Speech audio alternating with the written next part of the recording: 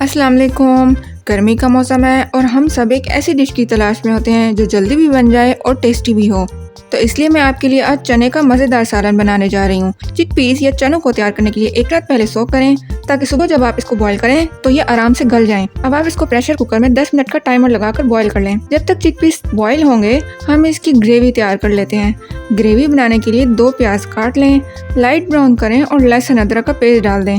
سوتے کر کے اس میں اسپائسز ڈال دیں اور 1 منٹ کے لیے بھون لیں۔ اسپائسز میں نمک، لال مرچ، دھنیا پاؤڈر، کالی مرچ اور گرم مسالہ ڈال دیں۔ اگر آپ اپنے چنے کے سالن کو یونیک ٹچ دینا چاہتے ہیں تو تھوڑی سی کلونجی بھی ڈال دیا کریں۔ کلونجی نہ صرف یونیک خوشبو اور ٹیسٹ رکھتی ہے بلکہ یہ بہت سی بیماریوں کا علاج بھی کرتی ہے۔ اب آپ اس میں فوراً ہی دہی شامل کر دیں۔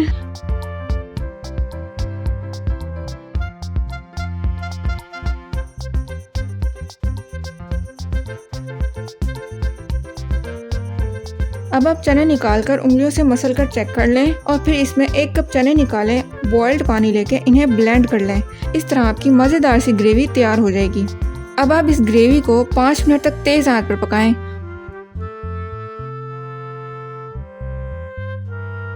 آئل الگ ہو جائے تو بیچ میں بوائل چنے ڈال دیں۔ کور کر کے کچھ دیر کے لیے ہلکی آنچ پر رکھ دیں۔ 10 سے 15 منٹ تک اس کو ہلکی آنچ پر پکنے دیں۔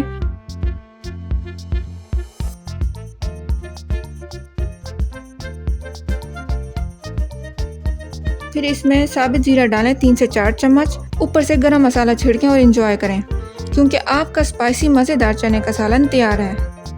اب آپ اس کو نان کے ساتھ کھائیں یا پھر روٹی کے ساتھ۔ آپ کا بہترین بریک فاسٹ اور ایوننگ میل تیار ہو چکا ہے۔